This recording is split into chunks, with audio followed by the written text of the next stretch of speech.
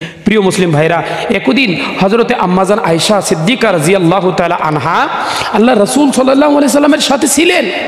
তো উনি দেখলেন আল্লাহ রাসূল সাল্লাল্লাহু আলাইহি সাল্লামের মনটা আজকে মোটামুটি ফুরফুল্ল, খুশি খুশি ভাব। আয়েশা সিদ্দিকা রাদিয়াল্লাহু তাআলা আনহা বললেন, ইয়া রাসূলুল্লাহ, ইয়া হাবিবাল্লাহ, আমার জন্য আল্লাহর দরবারে একটু দোয়া করুন। আল্লাহ রাসূল সাল্লাল্লাহু আলাইহি সাল্লাম প্রিয়তমা স্ত্রীর আবেদনে আল্লাহর দরবারে দোয়া করলেন, হে আল্লাহ, হে পরম করুণাময় রব্বুল আলামিন দয়ালু, তুমি আয়েশার অতীতের গুনাহ মাফ করে দাও, তুমি আয়েশার সামনের গুনাহ মাফ করে দাও, তুমি তার গোপন গুনাহ মাফ করে দাও, তুমি তার প্রকাশ্য গুনাহ মাফ করে দাও। জোরে কোন সুবহানাল্লাহ। আম্মাজান আয়েশা সিদ্দিকা রাদিয়াল্লাহু তাআলা আনহা নবীজির এই দোয়াটা শুনে মুস্কি একটা হাসি দিয়ে দিলেন। নবীজি ভাবলেন, কয় আয়েশা, আমার এই দোয়া কি তোমার পছন্দ হয় নাই? তোমাকে কি খুশি করে নাই আমার এই দোয়া? আম্মাজান আয়েশা সিদ্দিকা রাদিয়াল্লাহু তাআলা আনহা বলেন, ইয়া রাসূলুল্লাহ, বলেন কি আপনি? আপনার দোয়াতে কেউ খুশি না হয়ে কি পারে? আপনি যে দোয়া করেছেন এই দোয়াতে কি কেউ খুশি না হয়ে পারে? আল্লাহর রাসূল বলছেন, ওয়াল্লাহি ওয়াল্লাহি ওয়াল্লাহি, আল্লাহর কসম আয়েশা, আমি প্রতিদিন 5 ওয়াক্ত সালাতের মধ্যে আমার উম্মতের জন্য আমি এই দোয়াটাই করি। সুবহানাল্লাহ। জি ভাই, ও একুরসালির ভাইরা আমার, বাপজনেরা আমার, আল্লাহর রাসূল সাল্লাল্লাহু আলাইহি সাল্লাম তার প্রিয়তমা স্ত্রীর আবেদনে যেই দোয়াটা করেছিল একবার, ঠিক সেই দোয়াটা উম্মতের জন্য প্রতিদিন 5 বার করে 5 ওয়াক্ত সালাতে নবীজি আমাদের জন্য সেই দোয়াটা করে। তিনি আমাদের নবী, তিনি রাসূলুল্লাহ সাল্লাল্লাহু আলাইহি ওয়াসাল্লাম। হে ভাই, আপনি কি কখনো আল্লাহর রাসূলের কথা স্মরণ করে, নবীজির কথা মনে করে আবেগে আপ্লুত হয়ে পড়েছিলেন? তার প্রতি কি দরুদ পড়েছিলেন? আল্লাহ রাসূল সাল্লাল্লাহু আলাইহি সাল্লাম একদা পথ চলছিলেন, রাস্তা দিয়ে হাঁটছিলেন, তো কাঁদতেছিলেন অঝরে। আল্লাহ রাসূল সাল্লাল্লাহু আলাইহি সাল্লামের 2 চোখ দিয়ে পানি দরদর দরদর করে বাহির হচ্ছে। সফর সঙ্গী সাহাবারা জিজ্ঞাসা করলেন, ইয়া রাসূলুল্লাহ, ইয়া হাবিবাল্লাহ, আপনি কাঁদছেন কেন? কেন আপনার চোখ দিয়ে পানি পড়ছে? আল্লাহ রাসূল সাল্লাল্লাহু আলাইহি সাল্লাম বলছে, আমি আমার ভাইদের জন্য কাঁদছি। সাহাবারা জিজ্ঞাসা করলেন, ইয়া রাসূলুল্লাহ, আমরা কি আপনার ভাই নই? আল্লাহ রাসূল সাল্লাল্লাহু আলাইহি সাল্লাম বলছেন, তোমরা আমার সাথী, তোমরা আমার সঙ্গী, আর আমার ভাই হচ্ছে তারা যারা পরবর্তীতে আসবে, আমাকে না দেখে আমার প্রতি বিশ্বাস স্থাপন করবে, আমার রিসালতের সাক্ষী দেবে, আমি মুহাম্মদুর রাসূলুল্লাহ সাল্লাল্লাহু আলাইহি সাল্লামের আদর্শ তারা মেনে চলবে, তারা আমার ভাই। যেরকম সুবহানাল্লাহ। এই আমরা একুরচালীবাসী, আমার বাপ ভাই, আমার ভাইয়েরা, আমাদের কথা আল্লাহ রাসূল বলছেন, আমাদের জন্য পথে চলতে চলতেও নবীজি কেঁদেছিলেন। যেই নবী চলতে ফিরতে উঠতে বসতে আমাদের জন্য কেঁদেছিলেন, যেই নবী দৈনিক দিন 5 ওয়াক্ত সালাতে আমাদের জন্য দোয়া করেছেন, বিশেষ দোয়া, যেই দোয়া স্ত্রীর আবেদনে তিনি একবার করেছিলেন। কি সেই নবীর প্রতি আমাদের কি কোনো দরদ আছে, মোহাব্বত আছে, ভালোবাসা আছে? আমরা কি আমাদের লাইফ থেকে ওনাকে দেওয়ার মতো কিছু সময় পাই? ওনার প্রতি দরুদ পড়ার জন্য 5টা মিনিট কি আমরা দিতে পারি?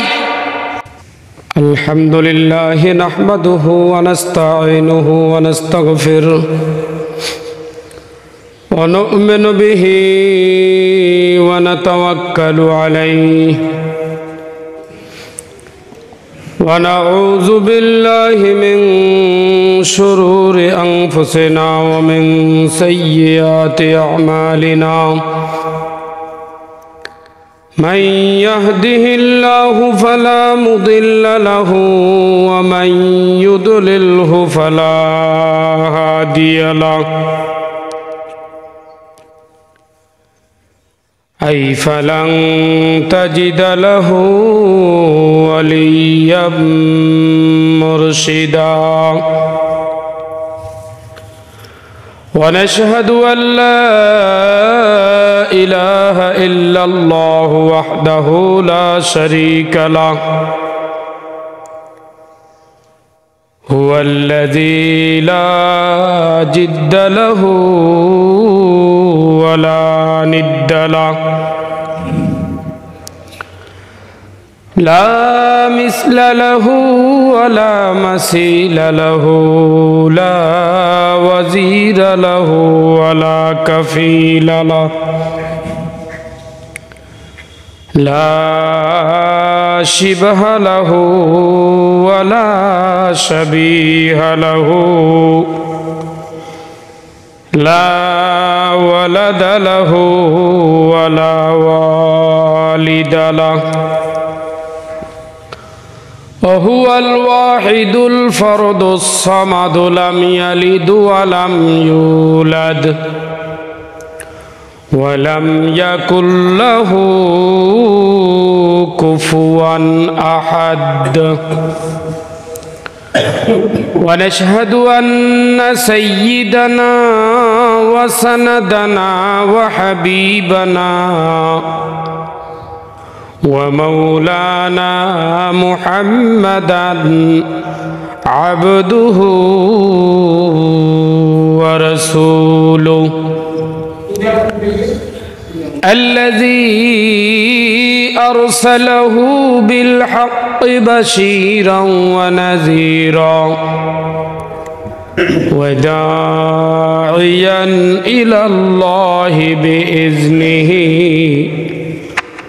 وسراجا وقمرا منيرا أما بعد فأعوذ بالله من الشيطان الرجيم بسم الله الرحمن الرحيم قل إن كنتم تحبون الله فاتبعوني يحببكم الله ويغفر لكم ذنوبكم والله غفور رحيم وقال رسول الله صلى الله عليه وسلم لا يؤمن أحدكم حتى أكون أحب إليه من والده وولده والناس أجمعين সকল প্রশংসা হামদ সুজুদ আল্লাহ সুবহানাহু ওয়া তাআলার, যে মহান আল্লাহ সুবহানাহু ওয়া তাআলা আমাদেরকে ভালোবেসে মোহাব্বত করে সুস্থ রেখে আজ পবিত্র জুমার দিন প্রত্যেক শুক্রবারের ন্যায় আজকেও একরচালি বাজার জামে মসজিদে সালাতুল জুমা আদায় করার জন্যে আসার তৌফিক দান করেছেন। সকলে মোহাব্বতের সাথে কালিমাত শুকর পড়ছি, বলি আলহামদুলিল্লাহ। দরুদ ও সালাম বর্ষিত হোক সৈয়দুল আম্বিয়া সরকারি দু আলম রহমত আলম জনাবে মোহাম্মদ আরবি মোহাম্মদুর রাসূলুল্লাহ সাল্লাল্লাহু আলাইহি ওয়াসাল্লাম। প্রিয় মুসলিম ভাইরা, নবীজির প্রতি মোহাব্বত হচ্ছে ইমানের একটি অঙ্গ। যারই ভিতর ইমান আছে তার মধ্যে নবীজির মোহাব্বত থাকা লাগবে। নবীজির প্রেম, নবীজির মোহাব্বত, নবীজির ভালোবাসা ব্যতিরেকে কোনো মানুষ নিজেকে ইমানদার এবং মুমিন হিসাবে দাবি করতে পারে না। অতএব আমার আলোচনার মাকসাদ হলো যাতে করে এই আলোচনার মাধ্যমে আল্লাহ সুবহানাহু ওয়া তাআলা আমার অন্তরে এবং আমার ভাইদের অন্তরে নবীজির মোহাব্বত, নবীজির প্রেম যেন গাঢ় করে দেয়। এই উদ্দেশ্যটা নিয়ে, এই মাকসাদটা নিয়ে আমি আজকে আমার জুমার খুতবা আরম্ভ করতেছি ইনশাআল্লাহ।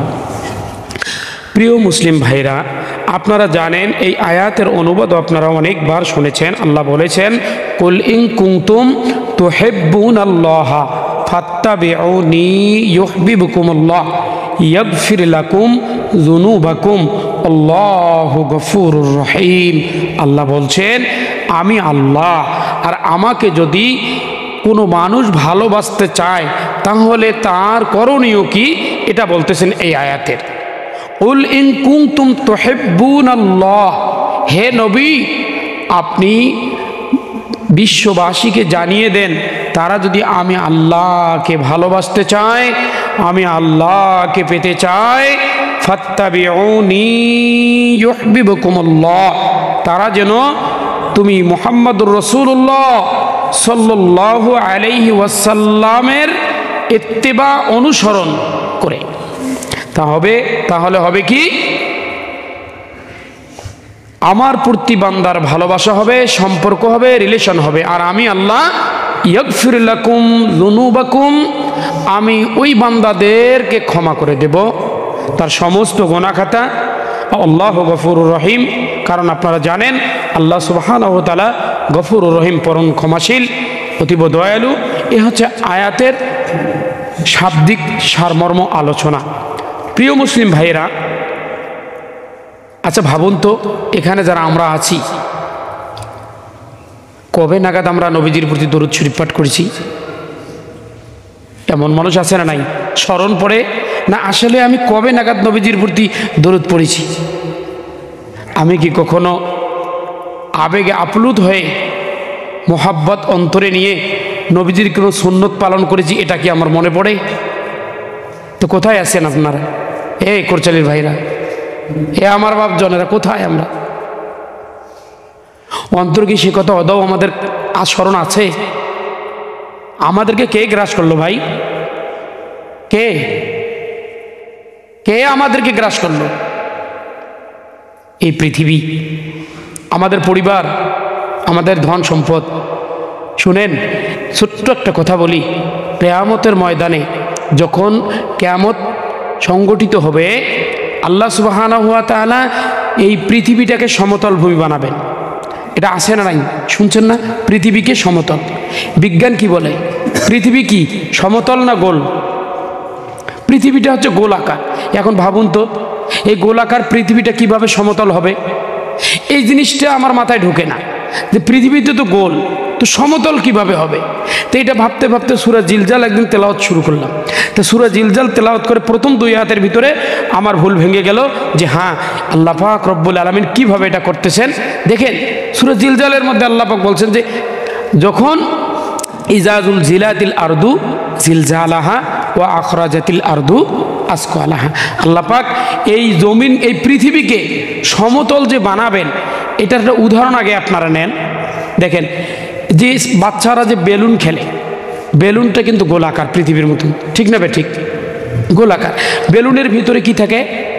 হাওয়া থাকে, বাতাস থাকে। এরপরে কোনো কম্পনে, কোনো শব্দে বা কোনোভাবে যদি এই বেলুনটা ফুটা হয়ে যায়, তাহলে তার ভিতরের হাওয়াটা আউট হয়ে যায়, তখন বেলুনটা সমতল ভূমিতে পরিণত হয়। জোরে বলেন ঠিক না বে ঠিক?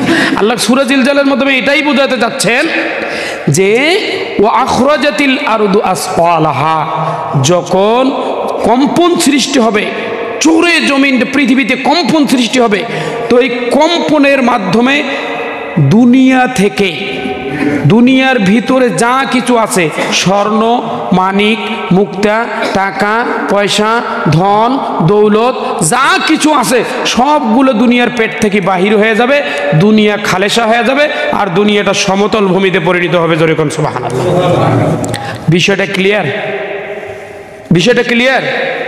তো এই সময়ের ভিতরে কিয়ামতের ময়দানে মানুষ দাঁড়িয়ে থাকবে। কিয়ামতের ময়দানে মানুষ দাঁড়িয়ে থাকবে, সমতল ভূমিতে স্বর্ণগুলো পড়ে থাকবে, রৌপ্যগুলো পড়ে থাকবে, মণি মুক্তা, টাকা পয়সা, বান্ডিল, যে সম্পদ। আর এক একটা মানুষ তাকিয়ে তাকিয়ে দেখবে আর আফসোস করবে, এরে এই না স্বর্ণ রূপা? এর জন্য আমি তো মিথ্যে বলেছিলাম। এই স্বর্ণের জন্য একজন চোর বলবে, আমি কেন চুরি করেছিলাম? এই স্বর্ণ, এই টাকা পয়সার জন্য তো আমি চুরি করেছিলাম। আজকে এর 1 টাকা দাম নাই, আজকের 5 পয়সা মূল্য নাই। একজন ডাকাত বলবে, আমি রাস্তাতে মানুষকে ধরে ধরে ডাকাতি করেছিলাম, কিসের জন্য? এই তো সম্পদের জন্য। ফুপুর সঙ্গে বোনের সাথে 10 বছর 20 বছর থেকে যারা কেস কেস খেলাচ্ছেন, মামলা খেলতেছেন, আত্মীয়তার সম্পর্ক যারা ছিন্ন করেছেন তারা দাঁড়িয়ে দেখবে এই জমির জন্য, এই টাকা পয়সার জন্য আমি আমার বোনের সাথে সম্পর্ক নষ্ট করেছিলাম, আমি আমার ফুপির সাথে সম্পর্ক নষ্ট করেছিলাম, 10টি বছর 12টি বছর আমি তাদের সঙ্গে মামলা খেলেছি। সেদিন তারা আফসোস করবে আর সম্পদ পরে থাকবে, সম্পদের কোনো দাম থাকবে না। তো আমি বলছিলাম ভাই এটা আমার উদ্দেশ্য না, আমি আপনাদেরকে বোঝাইতে চাইছিলাম মনে পড়ে কবে নাগাদ নবীজির প্রতি আমরা দরুদ শরীফ পাঠ করেছি, কখন মন দিয়ে অন্তর থেকে আল্লাহ রসুলের একটি সুন্নত আমি আদায় করতেছি, এটা খেয়াল করে যে এই সুন্নতটা আমি আল্লাহ রসুলের সুন্নত, এই টুপি, এই দাড়ি, এই তাসবিহ, এই মিসওয়াক আল্লাহ রসুলের সুন্নত হিসাবে আমি পালন করতেছি আজকে, এইটা কি মনে পড়ে আমাদের? মনে পড়ে না। কারণ কি? কোথায় আছি আমরা? কে আমাদেরকে এভাবে গ্রেপ্তার করে ধরে আছে? অবশ্যই বলবেন এই দুনিয়া। জোরে বলেন ঠিক না বেঠিক? এই দুনিয়ার কি অবস্থা আমি বললাম কিছুক্ষণ আগে। প্রিয় মুসলিম ভাইরা, একদিন হজরতে আম্মাজান আয়েশা সিদ্দিকা রাদিয়াল্লাহু তাআলা আনহা আল্লাহ রসুল সাল্লাল্লাহু আলাইহি সাল্লামের সাথে ছিলেন। তো উনি দেখলেন আল্লাহ রসুল সাল্লাল্লাহু আলাইহি সাল্লামের মনটা আজকে মোটামুটি ফুরফুল্ল, খুশি খুশি ভাব। আয়েশা সিদ্দিকা রাদিয়াল্লাহু তাআলা আনহা বললেন, ইয়া রাসূলুল্লাহ, ইয়া হাবিবাল্লাহ, আমার জন্য আল্লাহর দরবারে একটু দোয়া করুন। আল্লাহ রসুল সাল্লাল্লাহু আলাইহি সাল্লাম প্রিয়তমা স্ত্রীর আবেদনে আল্লাহর দরবারে দোয়া করলেন, হে আল্লাহ, হে পরম করুণাময় রব্বুল আলামিন দয়ালু, তুমি আয়েশার অতীতের গুনাহ মাফ করে দাও, তুমি আয়েশার সামনের গুনাহ মাফ করে দাও, তুমি তার গোপন গুনাহ মাফ করে দাও, তুমি তার প্রকাশ্য গুনাহ মাফ করে দাও। জোরে কোন সুবহানাল্লাহ। আম্মাজান আয়েশা সিদ্দিকা রাদিয়াল্লাহু তাআলা আনহা নবীজির এই দোয়াটা শুনে মুস্কি একটা হাসি দিয়ে দিলেন। নবীজি ভাবলেন, কয় আয়েশা, আমার এই দোয়া কি তোমার পছন্দ হয় নাই? তোমাকে কি খুশি করে নাই আমার এই দোয়া?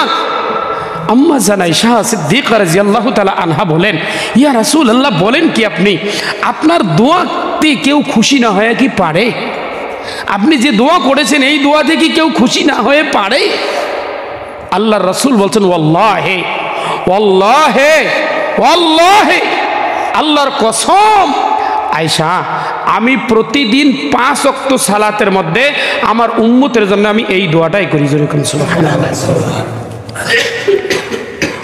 জি ভাই, ও একুরশালীর ভাইরা আমার, বাপজনেরা আমার, আল্লাহর রাসূল সাল্লাল্লাহু আলাইহি সাল্লাম তার প্রিয়তমা স্ত্রীর আবেদনে যেই দোয়াটা করেছিল একবার, ঠিক সেই দোয়াটা উম্মতের জন্য প্রতিদিন 5 বার করে 5 ওয়াক্ত সালাতে নবীজি আমাদের জন্য সেই দোয়াটা করে।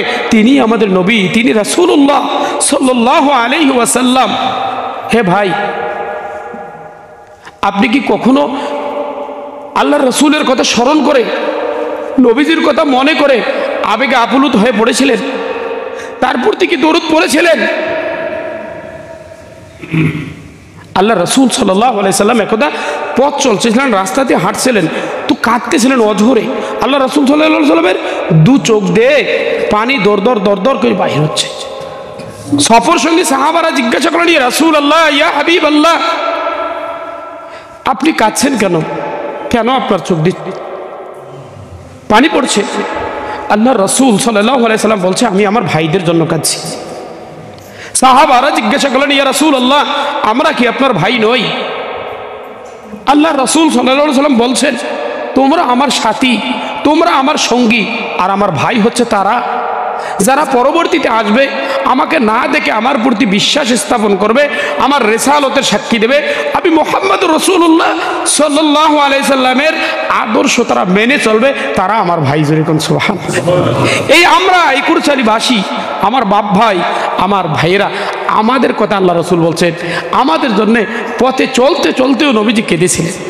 যেই নবী চলতে ফিরতে উঠতে বসতে আমাদের জন্য কেঁদেছিলেন, যেই নবী দৈনিক দিন 5 ওয়াক্ত সালাতে আমাদের জন্য দোয়া করেছেন, বিশেষ দোয়া, যেই দোয়া স্ত্রীর আবেদনে তিনি একবার করেছিলেন। কি সেই নবীর প্রতি আমাদের কি কোনো দরদ আছে, মোহাব্বত আছে, ভালোবাসা আছে? আমরা কি আমাদের লাইফ থেকে ওনাকে দেওয়ার মতো কিছু সময় পাই? ওনার প্রতি দরুদ পড়ার জন্য 5টা মিনিট কি আমরা দিতে পারি? কেন আমরা এরকম হলাম? আজকে মুসলমান জাতি কেন এরকম হলো? প্রেম উঠে গেছে নবীজির অন্তর থেকে। মুহাম্মদ রাসূলুল্লাহ সাল্লাল্লাহু আলাইহি সাল্লামের ভালোবাসা আমাদের অন্তরে নাই। আমার ভাইরা,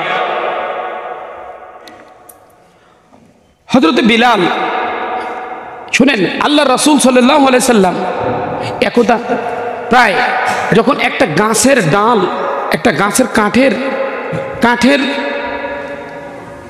হেলান দিয়ে খুতবা দিতেন, তখনও কি হয় নাই? মেম্বার তৈরি হয় নাই মসজিদে। এটা কি মেম্বার? এটা কি? এটার নাম কি? জোরে বলেন, এটার নাম কি? এখন বর্তমান আমরা মেম্বারে হালান দিয়ে মেম্বারে বসে আপনাদেরকে খুতবা দিচ্ছি। এই যে আমি খুতবা দিচ্ছি, নবীজিও মেম্বারে বসে খুতবা দিচ্ছেন। এই মেম্বারটা নবীজির আমানত আমাদের জন্য রেখে গেছেন। জোরে বলেন, এই মেম্বার কি? নবীজির আমানত। তামাশা করার জায়গা এটা নয়, এই স্থানটা তামাশা করার জায়গা নয়।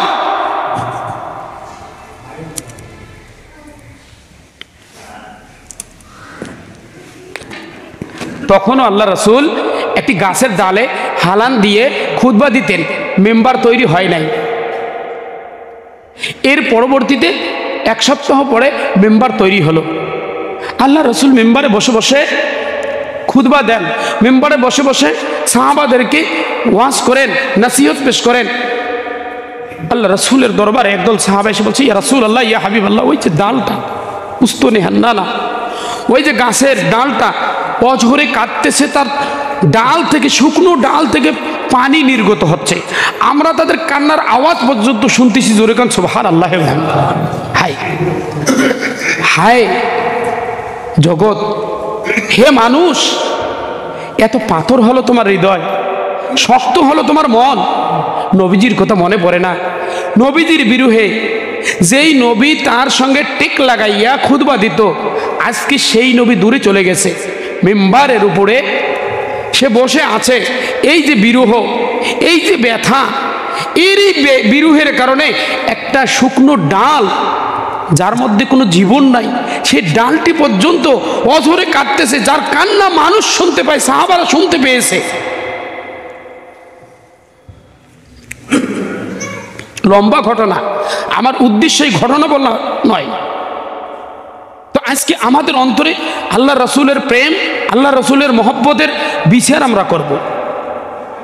আমরা দৈনন্দিন 24টি ঘন্টার ভিতরে আমাদের রুটিন, আমরা কি কি করি?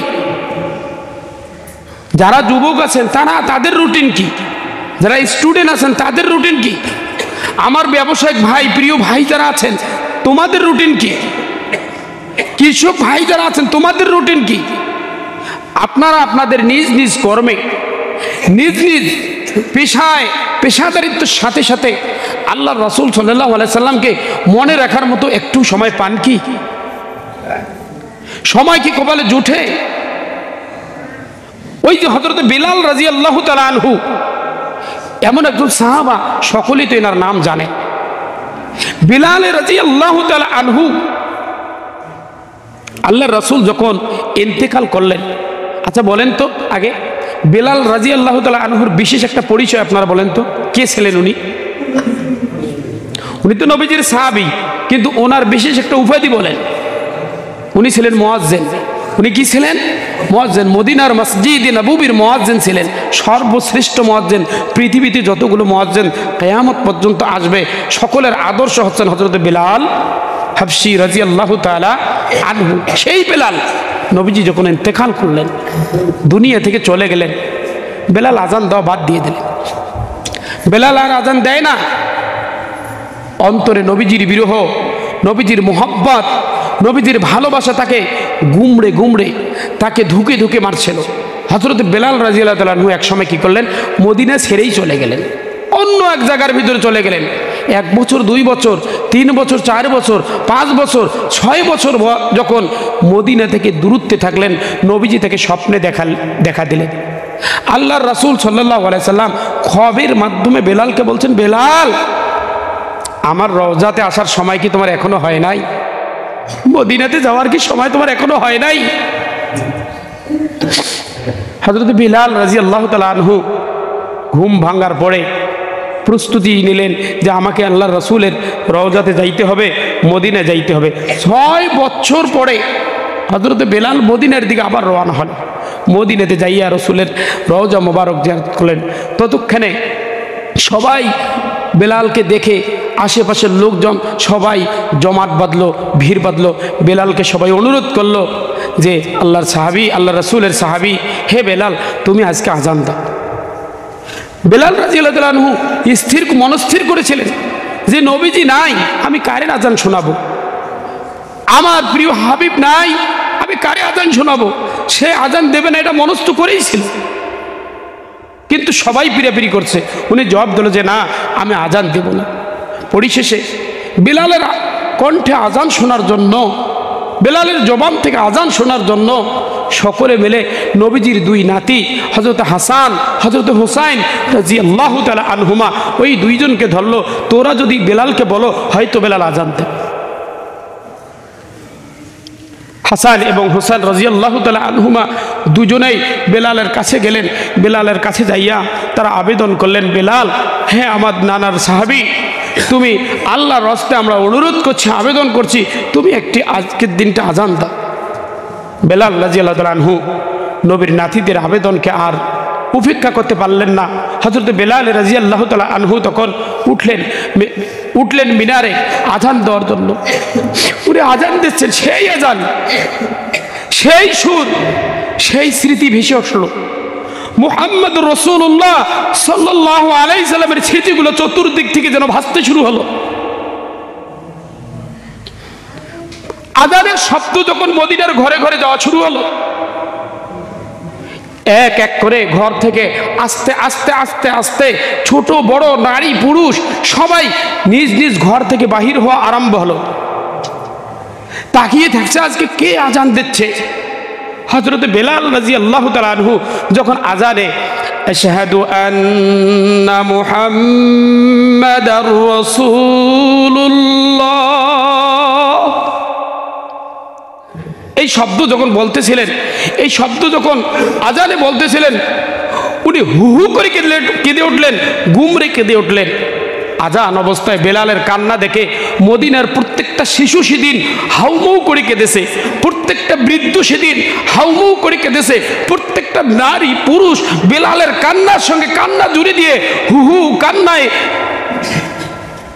প্রতিধ্বনি শুরু হয়ে গেছে মদিনার বুকে। কত ভালোবাসতেন, কত মুহাব্বত করতেন সাহাবারা আল্লাহর রাসূল সাল্লাল্লাহু আলাইহি সাল্লামকে। হে কুরসালের ভাইরা, যুবকরা, দৈনন্দিন নিজের কাজ বাদে আমরা মোবাইলে এত সময় দিতে পারি, আমরা শুধুমাত্র দুনিয়ার জগতের এই খেলাধুলার জন্য আমরা আমাদের লাইফ থেকে প্রয়োজনীয় সময় থেকে ঘন্টাকে ঘন্টা আমরা বাহির করতে প্রস্তুত আছি না নাই? জোরে বলেন, আছি না নাই? বন্ধুদের সঙ্গে আড্ডা দিতে আমরা অসংখ্য সময় ব্যয় করতেছি। হায় আফসোস, হায় আফসোস, দৈনন্দিন তোমার রুটিনে আল্লাহর রাসূলের প্রতি দরুদ পড়ার একটা টাইম নাই।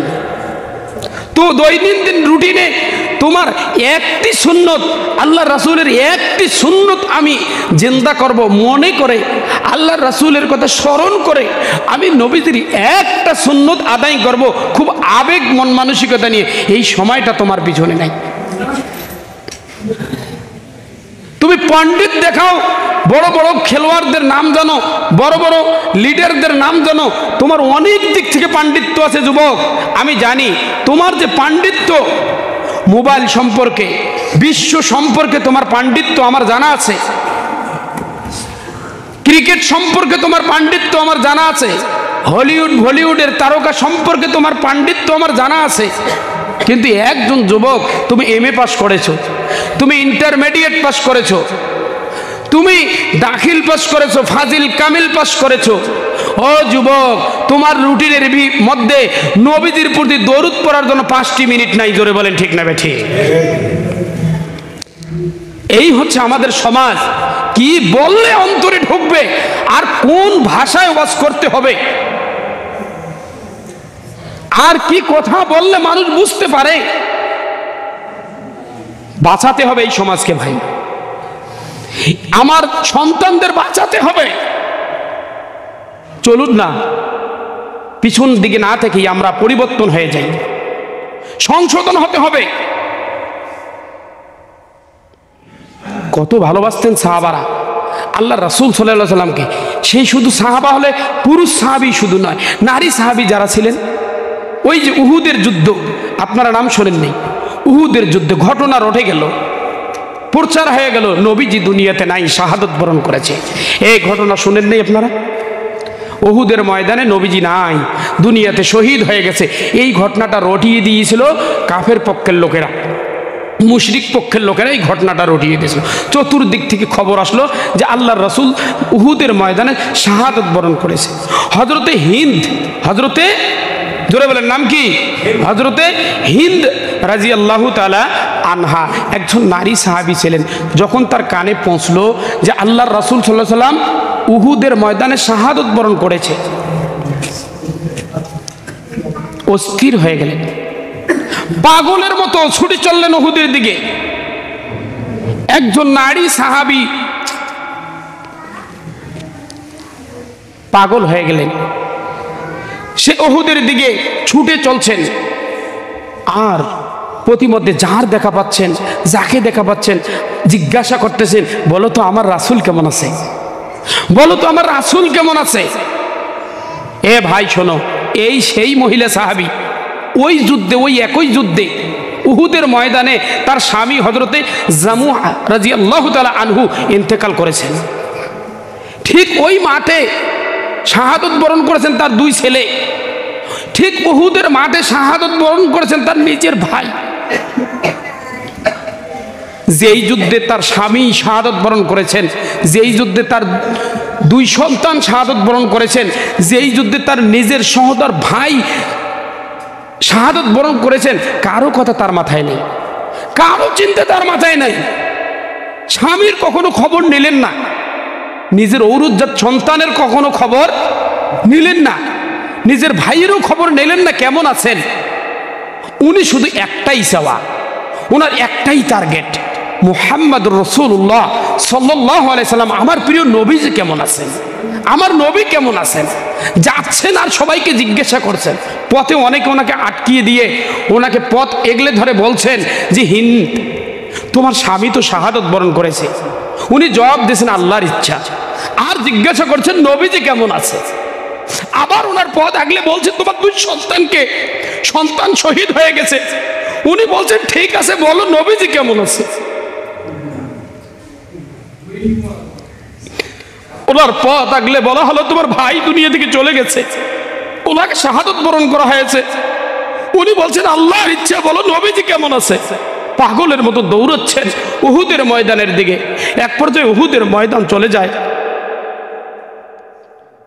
নবী মুহাম্মদ রাসূলুল্লাহ সাল্লাল্লাহু আলাইহি সাল্লামের পাশাপাশি কাছাকাছি যখন হয়ে যায়, ধাপাস করে মাটিতে বসে যায়। নবীজি যখন দু চোখ দিয়ে দেখেছেন যে নবীজি দাঁড়িয়ে আছে, নবীজি জিন্দা আছে, উনি যেন ওনার হুঁশ জ্ঞান এমন এক পর্যায়ে ছিল, ওনার মেধা চিন্তা এমন এক পর্যায়ে ছিল, উনি মাটিতে ধাপাস করে পড়ে গেছেন। আল্লাহ রাসূলের চাদর মোবারক ধরে ধরে বলতেছেন, হে আল্লাহ রাসূল, আপনি আছেন, আমার ধন সম্পদ ভাই আপনজন কে গেছে, আমি খুব খুশি আপনি দুনিয়ার ভিতরে আছেন। এই হতে সাহাবারা, এর নাম ভালোবাসা, এর নাম প্রেম। আল্লাহর রাসূল এই কথাটাই আমাদেরকে শিক্ষা দিয়ে গেছেন, লা ইউমিনু আহাদুকুম হাত্তা আকুনা আহাব্বা ইলাইহি মিন ওয়ালিদিহি ওয়া ওয়ালাদিহি ওয়ান নাস আজমাইন। এ আমার উম্মতেরা, এই কথাটা মনে রাখবে, সব সময় মনে রাখবে।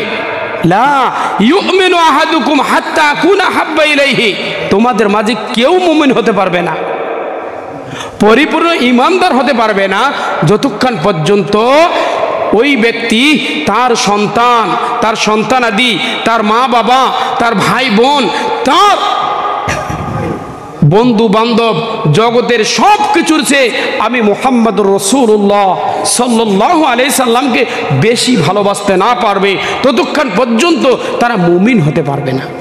সাহাবারা এটা হাতে কলমে, কাগজে কলমে প্রমাণ করে দেখিয়েছেন। না, সন্তান নয়, স্বামী নয়, ভাই নয়, খোঁজ রেখেছেন কার?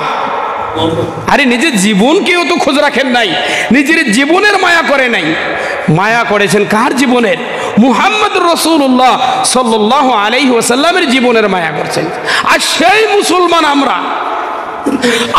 মুসলমান আমরা আমাদের ভাইদের অবস্থা দেখেন, তাদের চুল দেখেন, তাদের দাড়ি দেখেন, তাদের পোশাক দেখেন, তাদের উঠা দেখেন, তাদের বসা দেখেন, তাদের খাওয়া দেখেন, তাদের চলা দেখেন, তাদের ঘুমা দেখেন, তাদের লেখাপড়া দেখেন। প্রত্যেকটা ক্ষেত্রে মুহাম্মদুর রাসূলুল্লাহ সাল্লাল্লাহু আলাইহি সাল্লামের আদর্শ নাই। মেড ইন মদিনা নাই, made in China, made in America, বিভিন্ন আমাদের ইহুদি খ্রিস্টানদের কালচার আমাদেরকে গ্রাস করে ফেলছে। জোরে বলেন ঠিক না ঠিক? কেমনে বাঁচবো আমরা? এই শুনেন, আমার কি দশা হবে, আপনার কি দশা হবে কি উচ্চ জানি না। ইমামতি করলেই আমি পার পাবো ব্যাপার এমন নয়। সালাত পাঁচ ওয়াক্ত পড়লেই আমি রক্ষা পাবো এমন নয়। এই আমার সমাজ, এই আমার এলাকা, এই আপনাদের ইমাম আমি, আমার মাঝে আপনাদের অবস্থা যদি এই অবস্থা হয়, এর দায় কি আমার হবে না?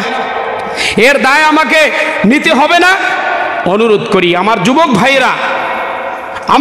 ভাইরা, অল্প দিনের জন্য ভাই তুমি চলে এসেছো দুনিয়াতে। এ ভাই শোন, এ যুবক ভাই, তোর মতো অনেক যুবক রাস্তাতে মোটর সাইকেলে উঠছে, তো আর বেশি দূর যাইতে পারে নাই, গন্তব্য যাওয়ার আগে তার লাশ নিয়ে কবরে নিয়ে যাওয়া হয়েছে। ঠিক না বে ঠিক? এ ভাই, তোর মতো অনেক যুবক এইরকম সঙ্গ ছেড়ে দিয়েছে। তোর মতো অনেক যুবক এখন আর ওই খেলাধুলায় সময় নষ্ট করে না। তোর মতন অনেক যুবক এখন আর ওই বাজে লম্পটদের নাম মুখস্থ করে তাদের আদর্শকে ফলো করে না। তাকিয়ে দেখ না, ওঠ দেখ, অনেক যুবক এখন তার মুখে দাঁড়িয়ে রেখেছে। মুহাম্মদ রাসূলুল্লাহ সাল্লাল্লাহু আলাইহি সাল্লামের মহব্বতে তার মুখে এখন নবীজির দাড়ি শোভা পাচ্ছে। সে এখন আজান শুনলে আর আড্ডাবাজিতে থাকে না, এখন মসজিদে চলে আসে। এ যুবক, এরকম তোর চোখে পড়ে না? তোর চোখে পড়ে না? অবশ্যই পড়ে, কিন্তু শয়তান তোকে ভালো করে শক্ত করে রশা দিয়ে দড়ি দিয়ে বেঁধে রেখেছে। এজন্য শয়তানের কাছ থেকে পানা নেওয়ার জন্য আল্লাহর কাছে তোকে সব সময় দোয়া করতে হবে।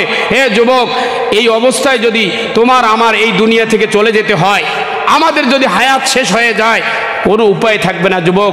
এজন্য আমি আজকের জুমায় আপনাদের সকলকে উদাত্ত আহ্বান জানাচ্ছি। আমার ব্যবসায়ী ভাই যারা আছেন, আমাদের কৃষক ভাই যারা আছেন, বিশেষ করে আমার কলিজার টুকরা যুবক যারা আছেন, তাদেরকে বলবো, ভাইরে, অল্প দিনের জন্যই দুনিয়াতে এসেছি। মুহাম্মদ রাসূলুল্লাহ সাল্লাল্লাহু আলাইহি সাল্লামের মহব্বত, তার প্রেম, তার ভালোবাসা আমাদের অন্তরে ঢুকাতে হবে, তাছাড়া আমরা মুমিন হতে পারবো না। সবই শেষে আমি আপনাদের কাছে আরজ করব, এই যুবক ভাবো তো, শেষ কবে আপনি নবীজির জন্য কেঁদেছিলেন? মনে পড়ে? আপনার এখন পর্যন্ত সর্বশেষ আপনি কবে নবীজির জন্য কেঁদেছিলেন? 1 বছর আগে, 6 মাস আগে, 3 মাস আগে, 2 বছর আগে? আরে এখনো নবীজিকে কেন্দ্র করে, নবীজির জন্য আমি চোখ দিয়ে পানি বাহির করেছি, কেঁদেছি, এই কথা আমার রুটিনে নাই, এমনও মানুষ আছেই না নাই? জোরে বলেন, আছেই না নাই? কাঁদবেন যুবক, তুমি কাঁদবে, আজকের থেকে কাঁদবে, নবীজির কথা স্মরণ করে কাঁদবে। নবীজির কথা স্মরণ করে যদি তুমি কাঁদো, এটাও তোমার নেয়ামত। তোমার দিল থেকে গুনাহগুলো ঝরে যাবে, তোমার ভালো হওয়ার জন্য মানসিকতা তৈরি হবে, শয়তান তোমার থেকে দূরে চলে যাবে। কাঁদবে, তুমি রুটিন বানাও, নবীজির মহব্বতে একটা সময় তুমি কাঁদো, তার প্রতি দরুদ শরীফ পাঠ করো। আল্লাহ পাক আমাদের সবাইকে এই কথাগুলোর প্রতি, আমাকে, আমাদের সবাইকে আমল করতে তৌফিক দান করুন। আমিন। ওয়া আখিরু দাওয়ানা আলহামদুলিল্লাহি রাব্বিল আলামিন। আসসালামু আলাইকুম।